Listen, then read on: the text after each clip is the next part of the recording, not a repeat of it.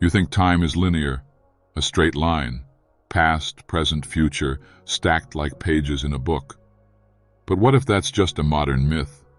What if time doesn't move, but bends? What if it's not even real in the way we think? The ancients didn't wear watches. They read the stars. They felt time in seasons, in rhythms, in silence.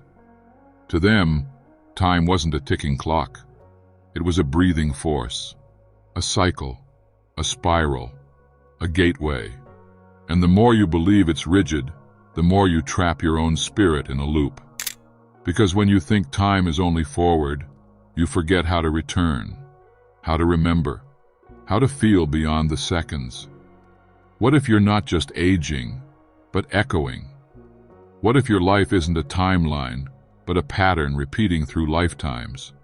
If so, then your past is not behind you. It's beside you, waiting to be read, not by logic, but by intuition. That's why you're here. You feel it, don't you? Time doesn't pass. It reveals. Modern science treats time as a constant, but ancient civilizations didn't. To the Egyptians, time flowed in cycles, like the sun's journey through the sky. To the Mayans, time was encoded in cosmic rhythms, fractal and recursive. The Persians saw time as a divine order, not just a sequence. And the Hindus? They believed in yugas, vast time ages where the universe breathes in and out. These weren't just myths. They were sophisticated systems of spiritual timekeeping. Because time wasn't just a measure, it was a message, a mirror of consciousness itself. And those who understood it didn't use time, they aligned with it. Every ritual, every calendar, every monument they built was tuned to something deeper, the movement of spirit through cycles. So when we say ancient wisdom, we're not talking about the past, we're talking about a different way of being. One where time isn't your enemy, but your teacher. When you see time as linear, you're always chasing the future, the goal, the next thing. But when you see time as a cycle, everything shifts. You stop rushing. You start listening. You notice patterns repeating, not just outside but inside you. Emotions rise in loops. Lessons come back in different forms. And suddenly, your life doesn't feel random anymore.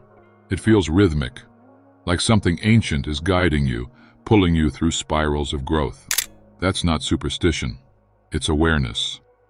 The ancients understood that time isn't just about clocks. It's about consciousness. When you ignore that, you feel lost, burnt out, always behind. But when you live cyclically, you sync with your own nature. You sleep better. You decide better. You remember better. Because your soul isn't wired for speed. It's wired for seasons. The problem isn't time. It's forgetting how to move with it. If this awakens something ancient in you, don't scroll past it. Subscribe, hit the bell, and step back into the timeline your soul remembers. Here's what they didn't teach you. Linear time is a modern invention. Clocks, calendars, deadlines. These are tools of control, not of connection. The ancients didn't live by hours. They lived by rhythms, lunar cycles, solar alignments, planetary tides. To them, time wasn't a straight line. It was a spiral staircase. And each turn of that spiral brought you back to the same lessons, but on a deeper level. That's why forgetting history is dangerous, not because of facts, but because it disconnects you from the spiral. And when you disconnect from the spiral, you float, you drift, you get caught in illusions of urgency, lost in artificial pressure. That's how empires control minds, by replacing rhythm with rush. Time, as the ancients knew it, wasn't about scheduling. It was about synchronicity. You weren't supposed to chase time. You were supposed to meet it. When you stop seeing time as a cage and start seeing it as a current, you don't just manage your life, you harmonize it. What if time isn't moving at all, and it's you who's moving through layers of experience? The ancient Hindus believed in Kala, not as a clock, but as a force, a deity. Time was alive, conscious, a spiral that wraps around your soul, not a ruler that marches forward. Mayans saw time as a breath, each cycle an inhale and exhale of cosmic intelligence. In Persia, Zoroastrians believed in cycles of light and darkness repeating through vast ages. These weren't metaphors. These were maps, blueprints of soul evolution. But the modern world replaced all that with minutes, meetings, and deadlines. You became a number in a system, not a traveler through dimensions. And that's the shift, remembering time as sacred. Not to escape clocks, but to restore the rhythm underneath them.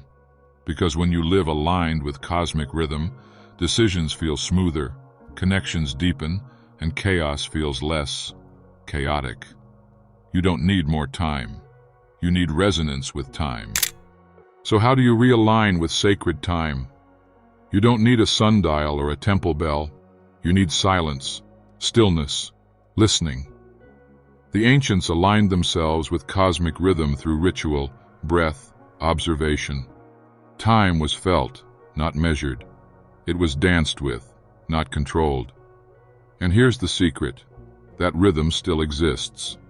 Beneath your calendar and your phone notifications, there's a heartbeat.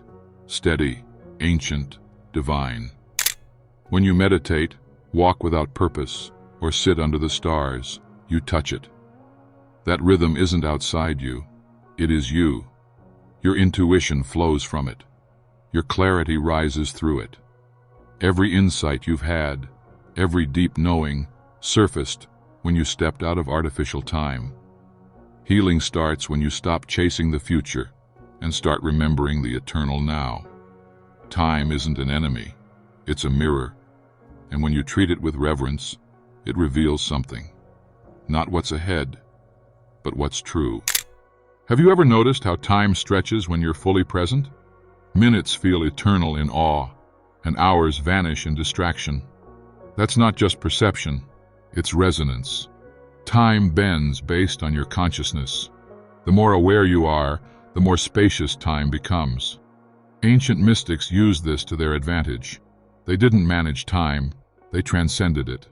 Through breath, mantra, solitude, they slipped between its cracks. Why? Because truth lives outside the ticking clock. Your most powerful insights don't arrive when you're busy. They appear in stillness, in silence, in moments that feel timeless. So ask yourself, what kind of time are you living in?